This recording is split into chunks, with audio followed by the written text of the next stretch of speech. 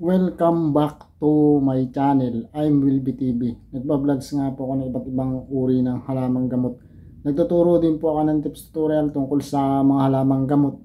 Kung bago lang po kayo dito sa channel ko, huwag niyo kalimutan mag-subscribe, mag-likes yung may simbolo pong ganyan. Huwag na rin pong kalimutang i-share kung nagugustuhan po ninyo yung vlogs and tips tutorial ko dito sa channel ko. Bago po ang lahat, papasalamatan ko po yung mga subscriber ko. Thank you for old subscriber. Maraming salamat po sa inyong suporta. Sana po ay suportahan pa ninyo yung channel ko para lalo po pong mag-grow. At marami pa po natin mga kababayan natin mahirap na nangangailangan ng mga natural na gamutan na libre. Meron pala sa paligid nila mga halamang gamot. At yung mga sakit na hindi dapat nilang nagaganap sa katawan nila, ay may natutunan sila dito sa channel natin, kagaya ng pag-inom ng iba't ibang uri ng gamot, hindi naman pala pwede sa kanila, kagaya ng pagkain ng bawal pala sa kanila yon, may sakit silang iba, kagaya ng mga habit nila sa araw-araw na ginagawa nila, ay mayroon po silang natutunan dito sa channel natin para marami pa pong mga kababayan natin na mahirap na matutunan na mga libreng gamutan o mga mura lang na gamot na mabibili dahil dito sa channel ko. Kaya ako po ginamit yung channel na ito para po sa may hirap na kagaya ko. Ganon din po sa new subscriber, new viewer. Maraming salamat po sa inyong suporta. Sana po ay suportahan pa ninyo yung channel ko para lalo pong mag-grow. At marami pa po natin matulungan na may sakit natin yung kababayan na kailangan ng libreng gamutan at ng mga natural na gamot. Bago po ang lahat, sorry. At ngayon po sa araw na to, ang iti-tutorial ko po ngayon o iba-vlogs yung tubig, kahalagahan ng tubig sa katawan. Ano nga ba ang kahalagahan ng tubig sa katawan? Saan nga ba ito pwedeng igamot? Hindi ba ninyo alam yung tubig? Marami pong pinagagamutan yan at mga sakit na nagagamot ng tubig, kagaya pag uminom ka, ihinugas mo sa katawan mo, nakakagamot. Yan po ang tatalakayin natin sa araw na to. Yan, tubig. Bali po ang water na to, ang water ay marami pong benefit sa katawan. Unang-una, kung kayo po ay halimbawa ay may heart attack, di ba? Siyempre kapag may heart attack ka, may na-encounter yung may heart attack na sama ng loob, kagaya sama ng loob sa nabanggit mo sa kanya, tapos kinasama ng loob niya o sama ng loob sa pamilya o sama ng loob sa katrabaho niya, sama ng loob sa etc. Ang nangyayari niyan kung meron siya na heart attack, nagsisikip yung hinga niya. Oo, nasubukan mo na yan ganyan kasi yung nanay ko mayroon siyang heart attack. Ngayon kung parang sikip na ganun niya, sikip ang hinga, painumin mo siya ng tubig kasi yung tubig ay nakakapag-rest. Kasi pag hirap kang huminga, magre-rest yung hinga mo o giginhawa kapag uminom ka ng tubig. Tapos, tips number 2, yung tubig, mahalaga din po yan sa nagtatay, bata o matanda. Kasi kung ikaw yung nagtatay, tapos matigas yung dumi mo, matigas yung stool mo, excuse me po sa mga nakain, matigas yung stool mo, matigas yung tae mo, ang ibig sabihin po niya, kulang ka sa inom ng tubig, may hirapan kang uminom ng tubig. Uminom lang kayo ng tubig, baka kulang kayo sa inom ng tubig, kaya hirap na hirap kayo dumumi. Yan po yung gamot, tips number 2. Tips number 3, gamot sa taong nag-i-exercise. Alam mo, kapag ikaw nag-i-exercise, yung tubig mo sa katawan, yung pawis mo, tubig yan nilalabas mo yan habang tumatakbo ka o nagja-jogging ka, etc. Construction worker ka o nasa dagat ka, bilad na bilad ka sa araw. Construction worker, bilad na bilad sa araw. Yung mga tricycle driver, jeepney driver, mga konduktor o mga bus driver o yung mga pasahero na nagko-commute araw-araw. Tapos mainit na mainit, kailangan minum kayo ng maraming tubig. Ano ang mangyayari sa inyo? Sasakit yung ulo niyo kung kulang kayo sa inom ng tubig o makakaramdam kayo ng paninikip ng paghinga. Ang ibig sabihin siguro nun ay kulang ka sa inom ng tubig o may sakit ka sa puso. Kung nakakaramdam ka ng pasikip ng hinga, kailangan ikonsulta mo sa doktor kung anong pinagagalingan ng paninikip ng hinga mo o sumasakit yung ulo mo, pwedeng kulang ka sa inom ng tubig.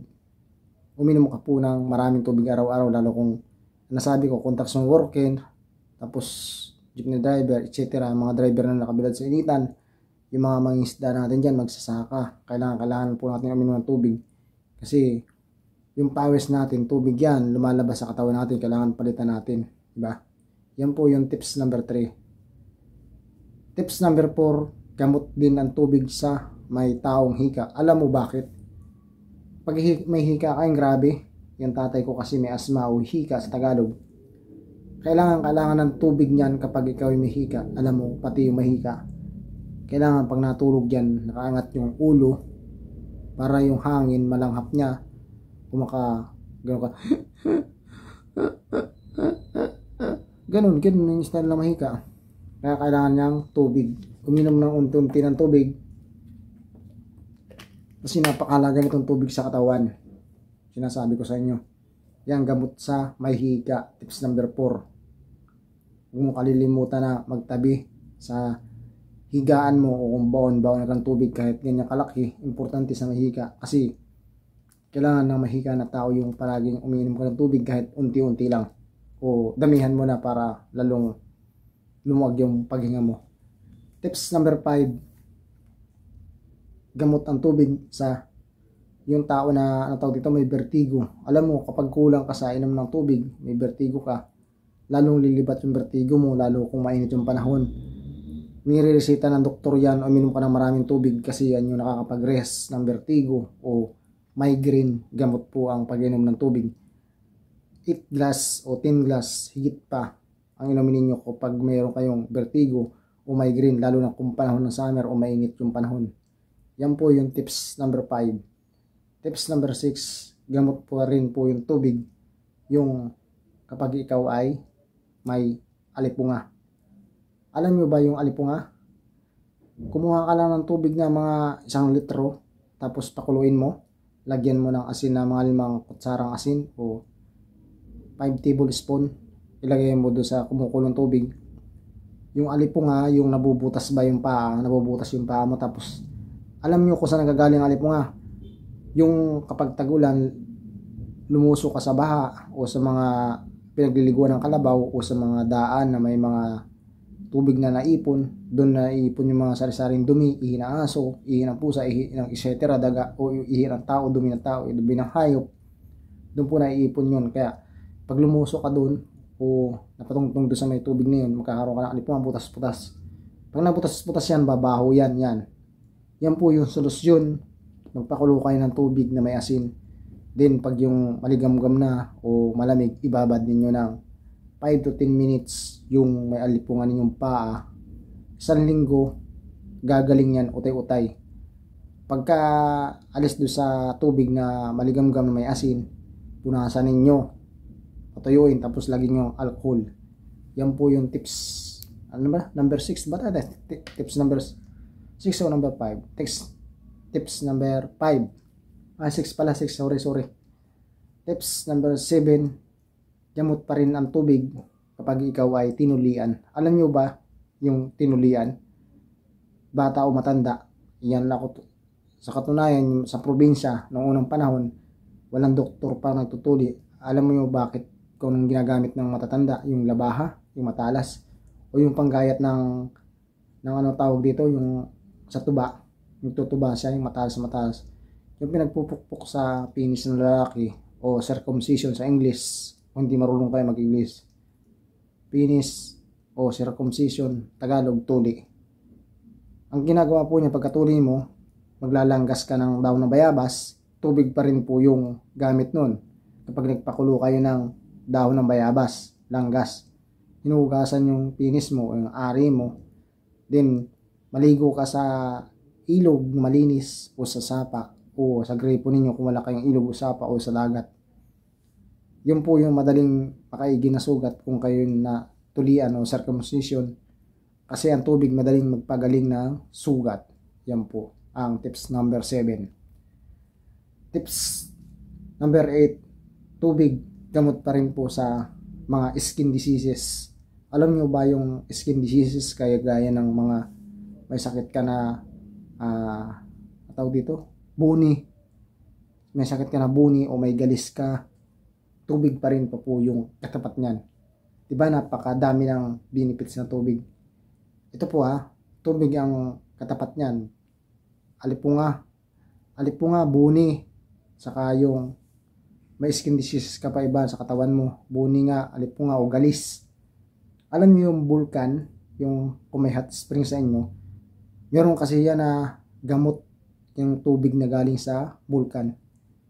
May mga swimming pools ba sa lugar ninyo na may mga hot spring? Sa amin meron yan 5 pool siya. Yung isang pool, hindi ka pwedeng magligo doon kasi alam mo bakit? May sulfur yung isang pool. Doon ka kukuha ng gamot. Kukuha ka sa tabo o pang-scoop. Ibubuhos mo sa parting katawan mo na mayroong skin diseases kagaya ng may galis ka, may alipunga, may buni. Yun po yung ibubuhos mo, yung tubig na galing sa bulkan. Sulfur po yan, may sulfur.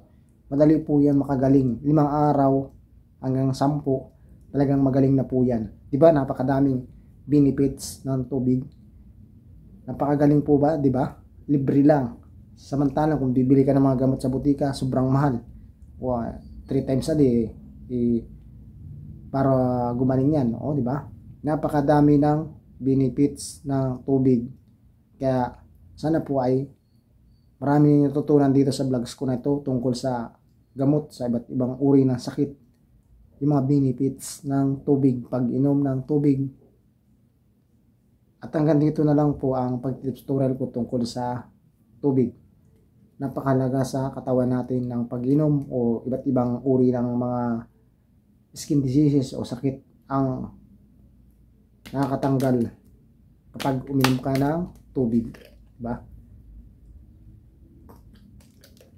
Maraming salamat po sa inyong lahat. Sana po ay may tutunan kayo. At pahabol ko lang po, sana nanonood nito. Pwede po bang makahingi ng kaunting tulong kung hindi ka pa po nakaka-subscribe na nanonood po dito ngayon sa videos na ito. Please lang po, pwede pong pakipindot po yung bell o subscribe. Maraming salamat po. I'm Will TV. Bye bye.